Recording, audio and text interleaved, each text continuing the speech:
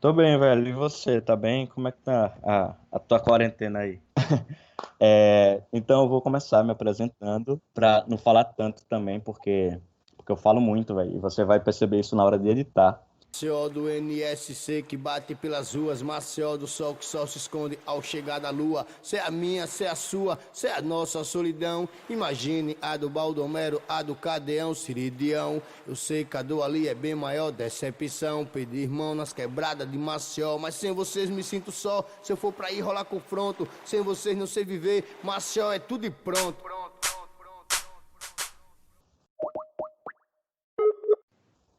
Eu me chamo Lucas Leite, eu sou jornalista, sou aqui mesmo de Maceió, de Alagoas. Jornalista formado, eu sou há pouco tempo, porque minha história com jornalismo começou lá em 2010, quando eu fui aprovado na UFAL. E aí eu só concluí o curso em 2018, porque aí eu saí da UFAL, aí fui para o SESMAC, e para o SESMAC eu quis estudar mesmo, sabe? Porque na UFAL eu estava curtindo mais a universidade do que de fato estudando. E aí no SESMAC, acho que pelo fato de estar pagando também, né, um lance, me apertando, minha mãe se apertando para poder pagar um ensino superior, aí você acaba dando mais valor àquele conteúdo que está sendo passado. Aí eu me formei em 2018, mas aí em 2014 eu entrei no estágio no G1 na época, o G1 aqui de Alagoas. Tive a sorte de trabalhar com profissionais assim incríveis, que a galera não tinha tanto tempo para me ensinar, porque naquela época, antes desses desmontes da greve que a gente vai falar mais para frente, havia uma estrutura que lhe permitia fazer várias coisas, né? Eu era estagiário, mas aí a cada 15 dias eu produzia não, eu escrevia uma matéria especial de uma pauta que eu tinha sugerido na reunião de pauta, e a galera apresentava vários problemas e olhares sobre a pauta para eu poder responder, né, para eu justificar o porquê que aquela pauta era válida. E isso para mim foi maravilhoso, porque quando eu retornei para o curso, no primeiro período, eu estava tendo a oportunidade de estar fazendo jornalismo de fato, né?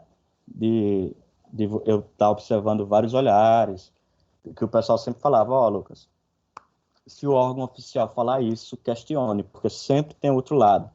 Isso serve para tudo, né? Tipo, se o entrevistado falar isso, se a polícia falar isso, sabe? Então você sempre tem que ouvir o outro lado, né? Entender que o outro lado tem voz e dar voz para esse outro lado. E aí foram 2 anos massa, massa mesmo.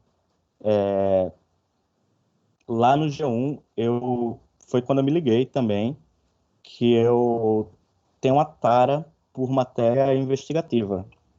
Parece que quanto mais escabrosa a matéria, mais dá vontade de fazer, né? Eu acho que é um prazer mórbido do jornalismo, que quando está muito parado, você fica agoniado, né? Tem sempre que estar acontecendo alguma desgraça para saciar essa vontade de você estar fazendo, fazendo algo relevante.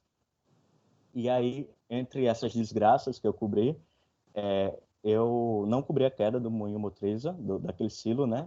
Da rachadura, mas eu acho que 6 meses depois, eu estava lá no G1 já, e estava com uns 3 meses que eu estava por lá, e o pessoal pediu para fazer alguma matéria sobre os 6 meses, né? Tipo um levantamento, como é que estava, reunir informações e tal. E nessas, eu acabei arrumando um relatório que mostrava que o Moinho não passava por reformas estruturais significativas há 30 anos. E aí foi tipo uma grande matéria, eu tive a oportunidade de assinar essa matéria junto com o chefe da redação, que é o Cal, que me orientou o tempo todo também como fazer a matéria. E no outro dia eu tive a oportunidade, assim, tive o prazer, né, de ver que aquela matéria, que aquele levantamento, que aquele tempo todinho que eu dediquei, foi uma matéria exclusiva e a imprensa todinha começou a noticiar aquilo depois que a gente deu, né? Aí depois do G1, passei os outros 2 anos do curso na Secretaria de Educação do Estado. E foi massa porque eu tive a experiência contrária, né, a da redação, que é você estar numa assessoria. E uma assessoria que trabalha muito, porque a de educação, pelo menos especificamente do Estado, enquanto eu estava lá, trabalhava muito, porque são salvo engano, acho que instituições de ensino, assim, do estado são 307 grupos escolares, assim, juntando escolas, tudo, né? Pelos 102 municípios, dividido em várias gerências de educação. E é absurdo, porque você vê, às vezes, a melhor nota da redação de um Enem, ela é de uma pessoa que em casa, ela não tem, só tem uma cama na casa, e a cama é para essa pessoa, porque ela estuda, sabe? As outras desistiram da escola, e isso numa família de 5, 6 pessoas, onde as outras pessoas desistiram, né, ou não tiveram oportunidade mesmo, porque tem que trabalhar, tem que comer, tem que sustentar. E essa pessoa que estuda, ela é a pessoa mais importante da casa, porque é aquela pessoa que pode mudar a realidade, né? Aí a pressão para uma criança de 15 anos, 15, 16 anos, está com uma pressão dessa nas costas, né? E a gente conhece muita, muita realidade assim, difícil, que você acha que não existe mais, e é uma coisa próxima, a 2, 3 horas de carro, sabe? Você encontra essa realidade. Aí, por ter tantos problemas e tantas coisas boas para mostrar também, a educação me deu uma perspectiva muito ampla do que uma assessoria podia fazer. Porque foi lá, na época que eu estava na assessoria, que o pessoal criou o Escola 10, que teve o primeiro encontro estudantil, e foi muito massa. A educação foi uma experiência massa. Cada um de nós é uma particular dessa enorme engrenagem, independente de como se apresente, seja qual for sua imagem, a verdade se fará presente. Pode ser devagar ou quem sabe de repente já está aqui ou não. Pode demorar ou virá como um ladrão. Será que o homem tá ligado? Vacinado. A Família Caeté é uma coisa que a gente idealiza desde setembro do ano passado, eu acho, que foi quando a Vanessa fez o primeiro contato, ou ela fez um pouco antes. A gente teve esse primeiro encontro em setembro, eu não sei, mas de lá para cá a gente tem idealizado, né, a Família Caeté. Eu faço assessoria de um vereador aqui de Maceió, por Maceió, e, e faço parte da Mídia Caeté. E também, além disso, paralelo a esses dois, eu tenho um amigo que ele tem uma empresa de consultoria e gestão ambiental, e aí eu faço parte também, assim, integro também essa empresa na parte de comunicação, né?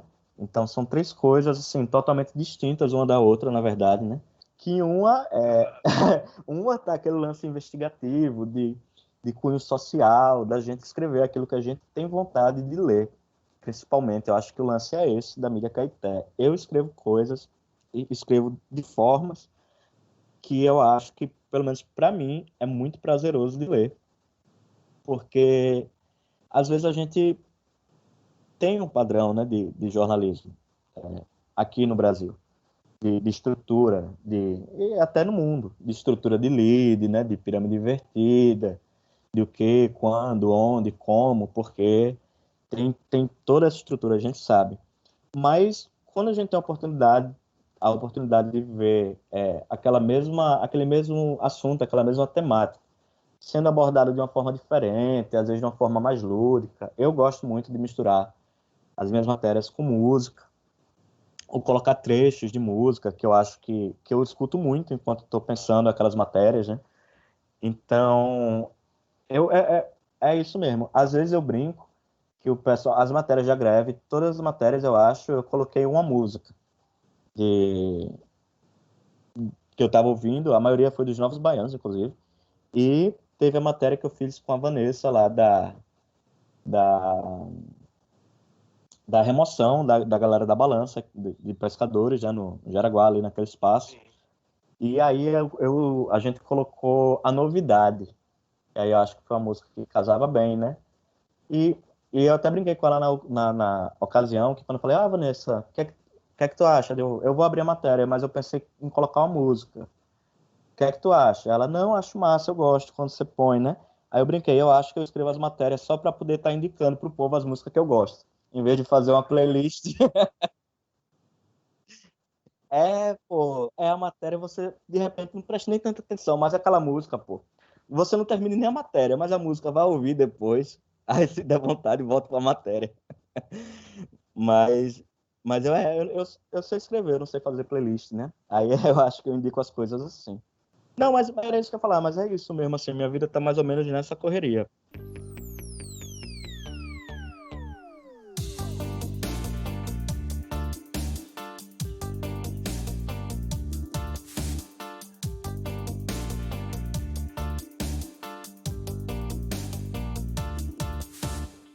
Na minha jangada eu vou.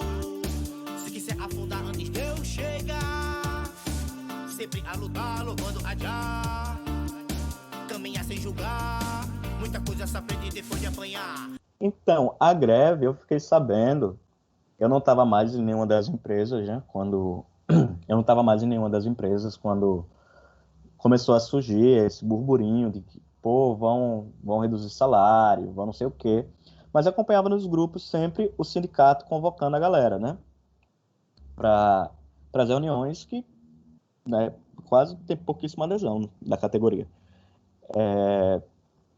E aí, quando o caldo começou a engrossar de fato, que foi passando o tempo, né, para propostas, para tudo isso, que a gente viu que ia começar a estourar. Aí foi quando começou a surgir as assembleias. Antes, pelo que os amigos das redações me relataram, o sindicato passou nas redações, né, explicando a situação de qual era a proposta das empresas, da redução de 40% do piso salarial, sem os impostos. Então, todo mundo ficou indignado, né, velho? Como assim? A gente trabalha tanto, né?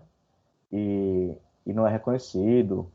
Tem a questão do desmonte, que naquela época era menor do que hoje, mas já havia esse desmonte por parte do governo, do desgoverno do Bolsonaro. E, e a gente já estava naquele questionamento. Pô, a profissão estava afundando e a galera quer jogar a última pá de terra, né? No jornalismo alagoano. A sensação, acho que era basicamente essa, pelo menos a minha era. E foi quando começou a surgir os convites das assembleias. Aí a primeira assembleia foi lá no sindicato, e ali na sede do Cinejornal estava lotado de gente. Mas lotado, lotado, lotado. Não tinha condição das pessoas estarem dentro do Cinejornal. Então começou a rolar um jogral e a galera na frente lá falava, a galera que estava no meio repetia para a galera que estava no fundo entender. Era esse o nível de quantidade de gente que tinha dentro do sindicato. E, e aí tiveram as outras assembleias até o momento que a gente decidiu, segundo o sindicato, 90% da categoria decidiu aderir a essa greve. Uma greve extremamente necessária. Foi um marco, que nem você falou. A Mídia Caeté surgiu por uma necessidade identificada durante a greve. Uma coisa que a gente já sabia, e que a gente já tinha essa necessidade, pelo menos nós que compomos a Mídia Caeté, mas é uma coisa que era assim, calada, né? Você sabe, existe, mas aí não tem espaço, a galera não vai estar disposta, tem um batidão da redação, assessoria, então vamos tocar o barco, né? E aí queriam afundar o barco. Aí a gente viu essa necessidade e as pessoas mesmo que fazem jornalismo alagoano, elas começaram a interagir. Porque a rivalidade entre as empresas, eu não sei agora, mas ela existia e era muito nítida, né? De você ir para uma coletiva e pessoas de empresas diferentes não, sabe, não falarem, não conversarem mesmo, assim, só o básico. porque eu tenho que ser mais rápido, porque eu tenho que dar a matéria primeiro, eu tenho que fazer a matéria mais completa, sabe? E havia essa rivalidade de estatísticas. Hoje, pelo menos após a greve, hoje eu sei que eu ainda não reavaliei novamente, mas vou pensar, vai fazer um ano agora, né? Vou fazer essa avaliação novamente. Mas pós-greve, a sensação que eu tinha, e com as pessoas próximas com que eu conversei tiveram também, foi que não havia mais essa rivalidade, ou pelo menos se existisse, era uma coisa pontual entre pessoas, né? E não era mais uma coisa generalizada, do meu jornalismo ser melhor, o jornalismo da empresa ser melhor, né? Não, não é. Tipo, lá na ponta eu sei, na outra empresa eu sei que tem um colega meu, um amigo meu, que tem várias dificuldades ali, além da vida pessoal, das dificuldades pessoais, ele tem as dificuldades da empresa que ele trabalha, e ele tem que produzir um material do mesmo jeito que eu tenho que produzir. Então, não tem esse negócio de matéria melhor, né? Todo mundo está se esforçando para poder fazer a matéria.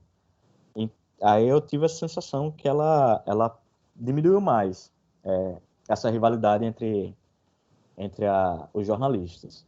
Os piquetes, velho, eu vivi a greve, eu posso falar de fato que eu vivi a greve, mas assim, muito, muito mesmo, velho. Era lance de eu chegar, tipo, acordava 4:30 da manhã, 4 horas da manhã, tomava meu banho, separava alguma coisa, assim, uma marmitinha, sabe, um misto quente no depósito, levava a garrafa de café e ia para um dos piquetes. Geralmente, nesse início, era ou Gazeta ou Pajuçara, porque já tinha galera da TV Ponta Verde, mas aí eles costumavam chegar um pouquinho mais tarde, lá para as 6, eu acho. Eu acho. E aí eu ia primeiro para uma dessas duas empresas, né? E, e lá a gente começava a, a movimentação. A evolução da, da categoria, enquanto categoria, pelo menos aquela evolução pontual de grevistas, eu acho que ela foi muito rápida, porque a gente estava assim, a gente faz parte de uma categoria que não estava acostumada a fazer greve, né? E estava acostumado a noticiar a greve ali em cima no pedestal, como se fosse um quarto poder, observando as pessoas brigarem por seus direitos e falando aquilo, ou às vezes nem falando, porque não era interesse da empresa onde ela trabalha, sobre aquela determinada luta de classe. E aí a gente teve que lutar pelos nossos direitos, né? E a galera lutou muito bonito, velho. Foi muito bonito. Foram 9 dias de greve, onde eu me acordava 4 horas da manhã, aí ia para um desses piquetes, ficava a parte da manhã todinha. Aí quando dava perto de 1 hora da tarde, minha esposa saía de uma das assessorias, ia para o piquete, a gente ficava até perto de 2 horas da tarde. Aí, como estava rolando sempre algum almoço, algum alimento nesses piquetes, né, a gente acabava comendo por lá mesmo. Às vezes chegava um sanduíche, às vezes chegou sushi, já chegou pizza, sabe? Às vezes o Torres, saudoso Torres agora, ele fez aquela feijoada, sabe? Então a gente estava sempre bem alimentado. Então, quando a gente saía do piquete, de terça, quarta e quinta, eu trabalho nas sessões com esse vereador aqui de Maceió. Então, eu tinha que sair 2 horas da tarde, a sessão começava às 3, aí ia para casa, tomava um banho, colocava roupa social, gravata, levava o terno e ia para o trabalho. Aí, quando acabava a sessão, eu geralmente subia, passava em um dos piquetes, onde a minha companheira estivesse. Minto, ela já tinha voltado para o trabalho, passava no trabalho da minha companheira, a gente ia para o outro piquete, que geralmente à noite era na Pajuçara ou na TV Ponta Verde, e lá a gente ficava até encerrar o dia. Aí acabava as movimentações por volta de 8, 9 horas. Geralmente a gente tinha alguma assembleia ou reunião e depois encerrava, né? Ia para casa. Aí quando eu voltava, saía das assembleias, era sempre muito tenso, porque nunca havia uma notícia boa. Então, quando a gente voltava, eu nunca vi uma notícia boa, era só desgraça. Aí a gente voltava, tem um barzinho aqui em frente, o prédio onde eu moro, mas não contava conversa, eu colocava o carro para dentro do prédio, aí voltava pro barzinho sei lá, tomava 2 cervejas assim, conversando com o dono do bar, que ficou sabendo muito sobre a nossa greve, inclusive, porque a gente estava sempre lá, assim, pós essa movimentação greve, né? Quando encerrava o dia, eu sempre ia lá comprar uma cerveja ou tomar 2 cervejas para poder relaxar um pouquinho, porque a gente estava em casa, mas o grupo estava a milhão com as artes sendo feitas para a ação daquele dia na rede social, porque a gente tinha militância local, assim, né? E a militância virtual também, que a gente conseguiu visibilidade muito grande por causa dessa militância virtual também, quando os outros estados, a grande mídia independente também, mídia ninja, por exemplo, teve consciência dessa greve, da situação de Alagoas, e isso começou a tomar uma proporção que eu acho que os empresários não esperavam, né? Eles achavam que a gente não ia se mobilizar a tal ponto de, da galera responsável pela empresa, que eles têm a concessão, né? Seja a Globo, seja o SBT, seja a Record, ligar e falar, bicho, o que é que tá acontecendo aí, pelo amor de Deus? Porque a gente vai ter que mandar um interventor para poder ajeitar essa empresa ou perde a concessão, né? Porque tomou uma proporção muito grande, muito, muito grande, né? E foi massa, foi maravilhoso. Durante a greve também a gente teve um momento tenso, né? Polícia levando carro de som, sabe? Essas confusões rolou também, denúncia, assim, principalmente na Gazeta, da polícia ir lá, porque denunciavam, falavam que a gente estava fazendo baderna, atrapalhando, sabe? Mas aí a polícia chegava lá tipo, quem conversa com a polícia não são os donos da empresa, né? São os jornalistas que vão para a rua apurar se aquilo de fato está acontecendo ou não. Então os policiais conhecem a gente, sabem que a gente estava brigando pelo nosso direito, né? Eles falavam, bicho aí, podem continuar tranquilo, assim, fazendo do jeito que vocês estão fazendo, porque a gente queria que todo protesto fosse assim, pacífico, sem interromper acesso de nenhuma via, sabe? Só com carro de som, com a galera com palavra de ordem. Tava tranquilo o nosso protesto, bem tranquilo. E momentos icônicos do nosso Greve Palusa, né? Porque a classe artística, ela apoiou demais a gente. E sempre tinha, no início, sempre tinha algum artista que... Acho que começou com algum artista falando que queria ir lá tocar alguma música, sabe? Para dar um ânimo pra gente, pra galera se animar. E a galera que é produtora, principalmente os produtores culturais, Adelaide, começaram a ligar para as bandas, né? Ó, a gente tá aqui com um carrinho de som, quer não vir aqui fazer um voz e um violão, sabe? Ligar uns instrumentos, a gente fazer um sonzinho pra galera da greve, para apoiar. Aí a galera comprava demais a ideia, a ponto da gente ter, assim, um greve palusa, que foi o que teve, né? A gente tinha uma produção, assim, cultural imensa acontecendo, as bandas se apresentando, artistas culturais, artistas de rua, a galera do rap.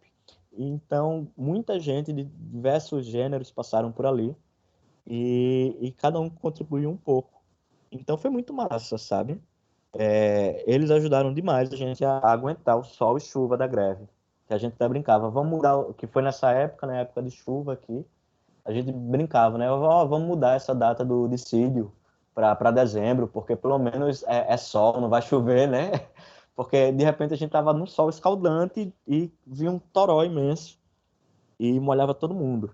E a gente ficava lá, né?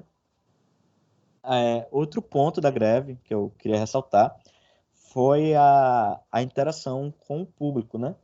Porque a partir do momento que nem eu falei, os donos das empresas não são as caras da empresa, né? Então, a partir do momento que essas caras da empresa, que são os âncoras, né? São os repórteres mais conhecidos e que caem assim no gosto popular, eles passam a aderir a essa greve. As empresas, acho que aí elas começaram a temer qual rumo aquilo poderia tomar, né? Porque você tira todos os seus principais repórteres, os seus principais apresentadores e apresentadoras, você tira, eles somem e você tem que dar o conteúdo. Então você começa a contratar assim, pessoas clandestinamente, porque não podia, porque tinha sido decretado o estado de greve. Eles não podiam fazer contratações, né? Então trouxeram pessoas de outros estados, de Sergipe, para vir trabalhar aqui. Começaram a aliciar pessoas recém-formadas, sabe? E, e a qualidade ela caiu, sabe? Caiu imensamente. Foi uma mudança muito abrupta para o público, né? E ali na Pajuçara, a Gazeta não, a Gazeta é bem escondida, mas a Pajuçara e o Jacintinho tem uma mobilidade de carro assim muito, muito, muito grande, de qualquer veículo. E como tem. Não, a gente não tinha nem um Sesmac funcionando, porque estava em época de férias, eu acho, mas tem uma movimentação muito grande, porque a galera vem do centro ali, né, pro Farol, e acaba passando ali pela ladeira da Assembleia, da Catedral, e no Jacintinho aquele movimento o tempo todo mesmo. Então a galera sempre estava vendo a gente, sempre, sempre, sempre. E não vendo, né, a galera falando, gravando vídeo, colocando em rede social, viralizando, indo para trend topics no Twitter, sabe? Foi muito, muito massa. Acho que isso foi a greve para mim. Saiba que é no fim onde tudo começa. Eu nada posso prometer. Eu só tenho uma garrafa e um doce no meu bolso. Mas sei que você também quer entrar numas e se desligar. O amor é feito de plástico. Durante a greve, fui criado esse grupo para a gente ter pessoas que a gente sabia que eram de confiança, né? Para estar ali conversando aqueles assuntos de ações grevistas, né? Porque a gente tinha todo um cronograma, que nem eu te disse, para cumprir durante a greve, de ações para fazer durante aquelas mobilizações. Então a gente não podia estar compartilhando aquilo com pessoas que a gente sabia que iria levar essas informações para o outro lado, né? Então foi criado o grupo Nenhum Jornalista a Menos, ele continua muito ativo, inclusive. E nesse grupo do WhatsApp, a Vanessa Oliveira, ela apresentou essa proposta, falou, galera, estive lendo muito esses dias sobre esse assunto e acho super pertinente, né, a gente pensar no jornalismo independente pós essa greve, durante a greve, porque é uma, é uma realidade que a gente pode adotar para a gente também, sabe? E assim que ela falou, aí eu fui no privado dela, eu quero participar. Aí ela me colocou no grupo, aí eu arrastei mais umas 3 ou 4 pessoas, assim, no boca a boca, sabe? Indo no privado, no WhatsApp. E, e a gente montou o grupo do Mídia Caeté. Paralelo a isso, a galera do Acta já estava se mobilizando também e, e fez aquele grande grupo, né? Que é o Acta, grande em quantidade e grande em qualidade também. E tem a galera da TV Liberdade, são os três que eu lembro assim, que é a galera de Arapiraca, né, que foi demitida da Gazeta, e fundou a TV Liberdade, que também arrasam por lá, estão sempre produzindo um conteúdo muito, muito massa. Então, eu tive esse contato com a Vanessa, a gente montou o grupo da Mídia Caeté, e foram vários estudos durante uns 2 meses para a gente ter uma reunião presencial. Porque é o seguinte, para quem estiver ouvindo e não entendeu tanto que foi a greve foi um movimento que começou no dia 25 de junho do ano passado, terminou no dia 3 de julho. Foram 9 dias de greve. Então, no nono dia, quando saiu no dia 3 de julho, quando saiu a decisão no TRT, meu irmão, o mundo se acabou, velho, em felicidade, em grito e em cachaça. Porque a gente comemorou muito, muito, muito, muito, muito mesmo, velho. Muito mesmo. E no outro dia a gente levou a primeira queda, né, o primeiro baque, que foi a demissão de 15 pessoas da OAM, das organizações Arnold Mello. E de lá, até agora, a gente vem recebendo homeopaticamente essas estocadas, né, das empresas. Acho, pelo menos até o último levantamento que eu fiz junto ao sindicato, 36 pessoas já tinham sido demitidas, né, dessas 3 empresas. E tem as situações, né, tipo, se você for demitido da OAM, você vai sair com a mão na frente e outra atrás, porque eles não costumam pagar os direitos trabalhistas. A gente sabe, né, que tem uma galera que foi demitida há 2 anos, quase, e não recebeu ainda. Vanessa está nesse grupo também. Tem a galera da Pajuçara que sai, perde o emprego, mas sabe que vai ter todos os direitos resguardados, né? Vai receber restituição, um bocado de coisa, vai poder pelo menos investir aquele dinheiro. E tem a galera da TV Ponta Verde que, para ser bem sincero, eu não sei nem como é a realidade de quem é demitido lá, né?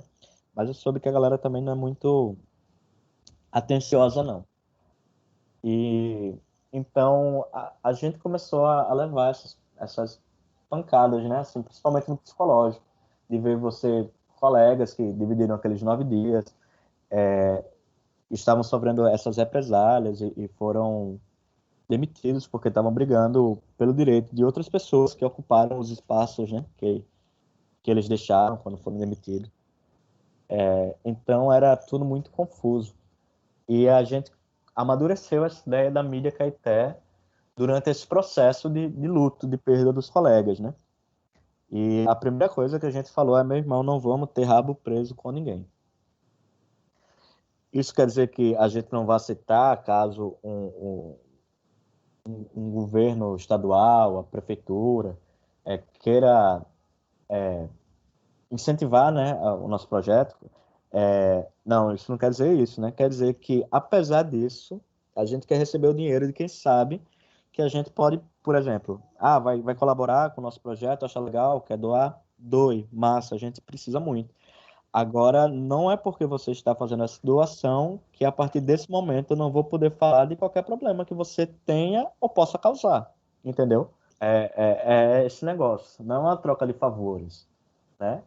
Ela está ajudando porque quer. Então, a gente teve esse pensamento, né? Não vamos ter rabo preso com ninguém e vamos fazer um jornalismo investigativo, que é a nossa proposta. Não chore não, meu benzinho, chore não, benzinho meu, pra onde eu levar meu guerreiro, levo meu benzinho, mas eu não chore não, meu benzinho, chore não, benzinho meu, onde eu levar meu guerreiro, levo meu benzinho, mas eu.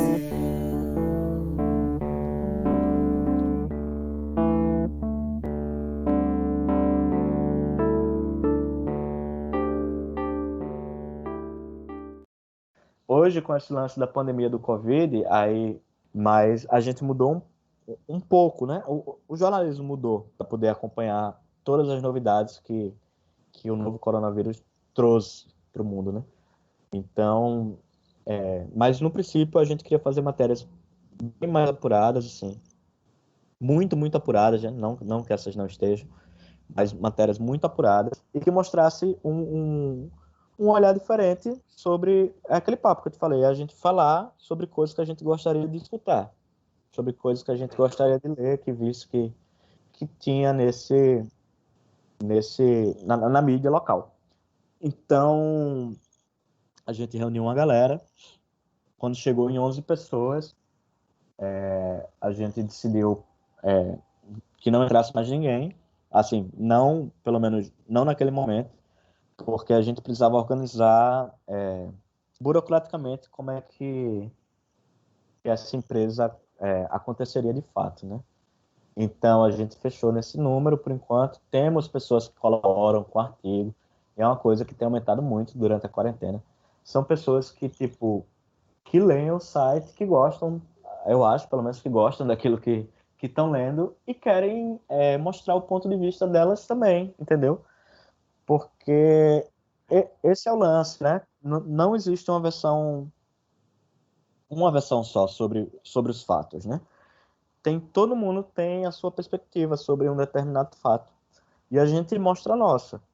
É uma que a gente acha que por não ter a urgência, principalmente na internet, de não ter a urgência da publicação, é uma matéria que a gente pode trabalhar mais ela, né? Pode procurar mais personagens, pode reler a matéria mais vezes e pensar em outras problemáticas para aquela matéria, né? Então, é muito prazeroso fazer a mídia Caeté. É trabalhoso, mas é prazeroso. É isso também, né? É um trampo. E a gente faz. é, Eu mesmo não lembro, às vezes, que é um trampo, sabe? Mas, mas é um trampo, é isso, é o meu trabalho. É o meu plano A, sabe?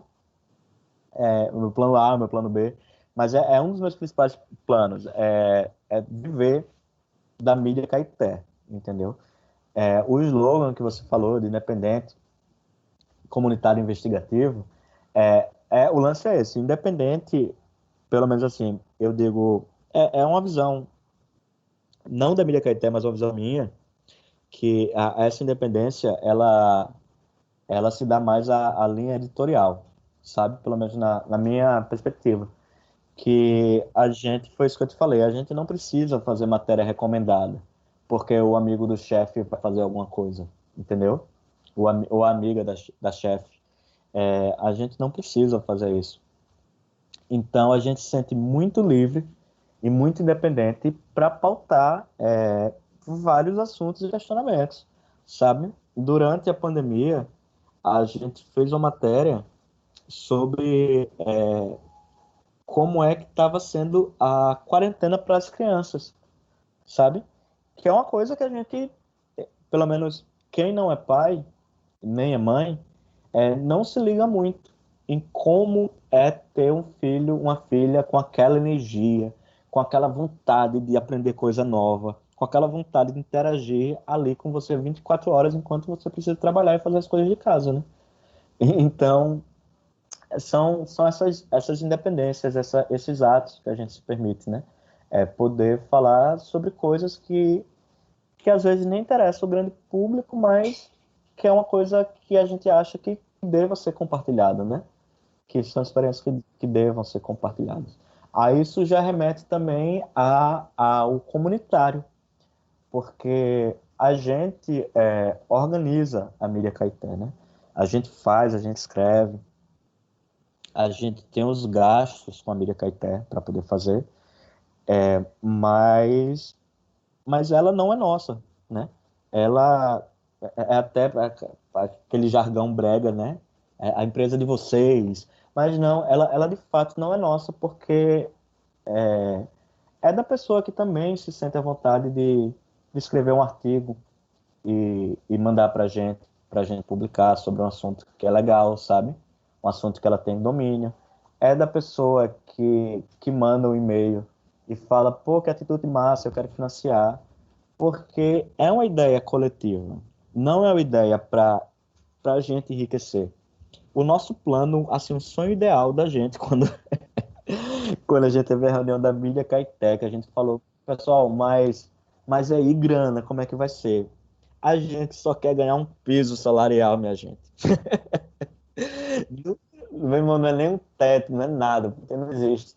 Mas é ganhar o piso salarial e ter dignidade. O custo de vida é caro, pô. 3.700 não é um dinheiro, não é pouco dinheiro, não é pouco, mas não é muito. Não é muito dinheiro. Não dá para você ficar rico com 3.000 reais por mês. Ninguém quer ficar rico, entendeu? A gente só quer ter dinheiro para pagar as contas, para ir para o cinema, para fazer uma feira, para comprar uma cervejinha, sabe? Para comprar uma roupa só, pô. A gente só quer ter qualidade de vida e ganhar para poder. Porque assim, o jornalista, ele quando tem tempo, não tem qualidade de vida, né? E quando, quando ele tem qualidade de vida, ele não tem tempo, porque tem que ter mais de um emprego. Então, você às vezes até ganha dinheiro, mas não tem nem como gastar aquilo dali. Só juntar para quando ficar doente. Na verdade, também o investigativo, ele é uma consequência de você fazer um jornalismo independente, né? Porque você, se você cavar um pouquinho a superfície das matérias que são veiculadas, você vai encontrar histórias muito mais interessantes, né? E E não é uma crítica ao jornalismo que não é independente, né? O jornalismo convencional. Porque quem está lá sabe das pressões, né, que você tem para poder entregar uma matéria, para fechar um jornal. Mas como a gente tem mais tempo, que nem eu falei, para poder trabalhar todas as questões, a gente acaba tendo tempo de conhecer mais histórias, né? Se a gente vai relatar um fato, vamos supor que a gente relate um fato como um homicídio, assim, comum para nossa realidade, né? Um homicídio no, num bairro periférico de Maceió, Rio Negro, pronto. É uma matéria de praxe, né? Que a gente infelizmente vê todo dia. Então, vamos imaginar essa situação. Se você, além dessa situação, começar a, a somar informações, você vai poder saber quantas pessoas foram mortas, se como eram essas pessoas que foram mortas, onde elas moravam, qual era a cor da pele dessas pessoas, qual era a realidade financeira das pessoas, quem foi que matou essas pessoas? Foi o Estado que matou? Foi a polícia? Ou foi alguma outra rixa, alguma, sabe? Ou fatos isolados? Então, se você começar a se questionar, você vai ver que várias perguntas não têm uma resposta imediata no jornalismo que a gente consome. Então, então a gente se pergunta muito, né? A gente se cobra muito também. Então, quando você se pergunta muito, várias respostas vão surgir, né? Então, a gente só vai filtrando e organizando, na verdade, tudo aquilo que a gente tem a oportunidade de receber para poder entregar um material que a gente acha massa.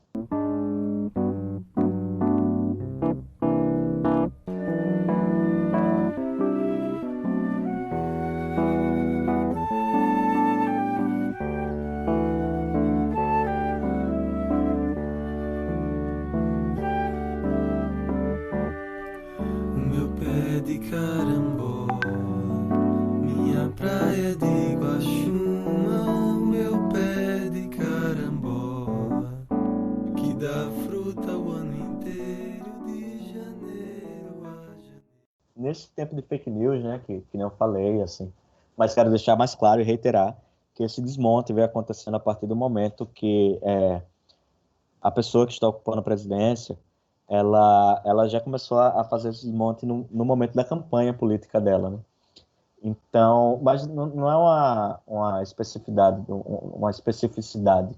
do Brasil. A gente pode ver nos Estados Unidos também com Trump, né? Mas é o mesmo modelo, que você começa a colocar em xeque várias informações que são veiculadas no jornalismo. Eu acho massa você ter um olhar crítico sobre aquilo que você consome. Eu acho muito massa. Mas para você ter um olhar crítico, você tem que ter questionamentos que sejam fundamentados em alguma coisa. E caso o que você estiver lendo não concorde com aqueles fundamentos, aí você pode fazer uma crítica sobre aquilo embasado em alguma coisa. Mas o que a gente vem acompanhando, principalmente nesses 2 últimos anos, é justamente a descrença disso tudo. Se você tem um presidente que em todo momento anunciava, né, alguma coisa para os maiores jornais, depois desmentia e dava a notícia oficial numa rede social dele, meu irmão, você tem um cara que ele está fazendo de serviço de informação imenso para todo um país do tamanho continental, para um tamanho continental. Então, se você tem a maior pessoa do Poder Executivo, se ela faz isso, o que é que impede de fazer qualquer coisa? Qualquer coisa relacionada a isso, sabe? É um presidente de uma república que tá fazendo isso. Então, se o presidente pode, por que eu não posso? Né? Então, é isso. Tem sido muito, muito difícil você reafirmar a importância do jornalismo. O jornalismo que sofre essa crise agora, mas que já sofreu com a queda da obrigatoriedade do diploma. E é isso. A gente sofre ataques há muito tempo. num momento desse, pelo menos do Brasil, que você sofre esse descrédito de uma pandemia mundial por parte do presidente, se você não tem jornalistas para relatar uma possível realidade sobre aquilo que está acontecendo, você vai ficar alienado, bitolado, você não vai saber aquilo que está acontecendo. A gente vai voltar para uma época onde as coisas eram melhores, as pessoas achavam que as coisas eram melhores, porque não tinha acesso à informação, só e somente, sabe? As coisas, elas estão acontecendo. Elas estão acontecendo. É bom que ninguém se engane em relação a essas coisas acontecem o tempo todo. Se você não está sabendo disso, é porque está acontecendo algum problema. Porque a sua informação está sofrendo um ruído em algum caminho.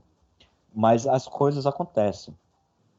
Então, para mim, a fake news, ela é um mal para a nossa profissão, não para a nossa profissão, mas para quem é professor, para quem tem um pensamento crítico, a fake news ela vem para derrubar qualquer coisa, aliada à pós-verdade, onde você não quer saber se aquilo é verdade ou não, você só quer sustentar um discurso de ódio. Então, cada vez que você vai contra essa massa de robôs, você fica estafado, eu acho. Você fica muito cansado num processo como esse. Já cruzei a linha de chegada, oh darling. Saiba que é no fim onde tudo começa. Eu nada posso prometer, eu só tenho uma garrafa. A gente vai fazer um ano, né, agora, dessa greve dos jornalistas, do fim da greve dos jornalistas. E eu acho que, para mim, eu fiz algumas matérias sobre o que foi a greve para as pessoas. Para mim, a greve foi uma inquietação, foi um marco. Então, eu procuro manter em mim sempre acesa essa paixão pelo jornalismo. Porque, sendo bem sincero com você, Homero, sendo bem sincero com quem está ouvindo isso agora, é a única coisa que eu sei fazer, minha gente. Então, eu gosto de fazer isso, escrever, eu gosto de contar história, eu gosto de denunciar, sabe? Então, para mim, é bem fácil agora manter essa chama acesa. Mas, na sua profissão, se você for jornalista ou não, eu acho que você tem que sempre manter essa vontade de ser um profissional massa, de ser referência para alguém, de produzir conteúdo massa, sabe? Eu queria pedir, principalmente para os jornalistas, mas para as pessoas de qualquer categoria que estiver ouvindo isso agora, que não desistam da sua luta de classe, principalmente. Se você se reconhece, se você sabe quais são as suas limitações, os seus defeitos, as suas necessidades, os seus pontos fortes, você pode ampliar totalmente a sua produtividade, você, sabe? Pode se reconhecer e pode se valorizar muito mais. Então, se reconheça enquanto pessoa, enquanto profissional que você é. E não desista, não. Motivo não vai faltar. Mas que continue. Continue que dá para fazer muita coisa massa. Tem muita gente para ajudar por aí. Mas a gente faz isso e faz de coração, sabe? A gente faz porque gosta. Até porque a gente não está tendo retorno financeiro sobre isso ainda. Mas nem isso faz a gente diminuir a nossa vontade de fazer, né? De contar. Porque às vezes é até um cano de escape, sabe? A gente, que nem eu falei, eu não lembrava que era uma profissão, porque às vezes eu tenho um problema com os outros dois empregos e quando chega na hora de escrever uma matéria, aí, velho, eu falo tanta coisa que eu quero falar e eu relaxo, eu acabo a matéria assim, sabe? Eu me sinto foda quando acabo uma matéria que eu acho massa.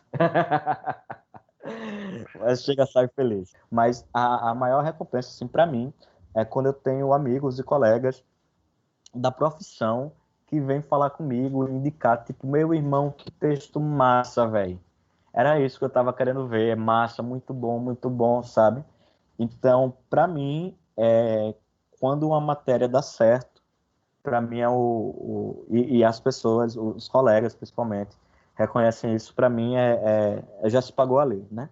Aí o resto a gente depois corre atrás para ver o que é que dá. Quem quiser conhecer um pouco mais sobre a Mídia Caeté, a gente tem um site, se você não conhece ainda, é o www.mediacaeté.com.br. A gente tem Instagram, Facebook e Twitter, é só procurar por Mídia Caeté também, é facinho de achar. A gente produz conteúdo semanalmente, geralmente mais de uma matéria por semana, 2 ou 3, e a gente fala sobre isso tudo que a gente acabou de falar aqui, sobre comunidade, sobre investigação, sobre independência, sobre protesto, sobre tudo que causa uma balbúrdia nesse país. E acho que é isso.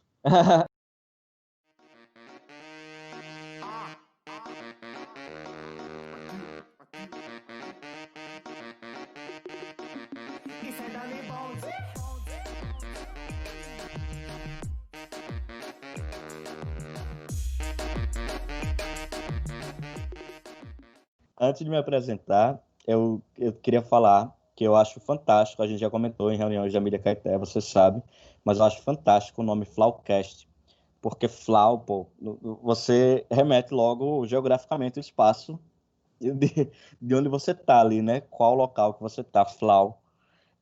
Achei muito massa. E achei massa também o fato do seu filho estar fazendo a escalada do podcast, né?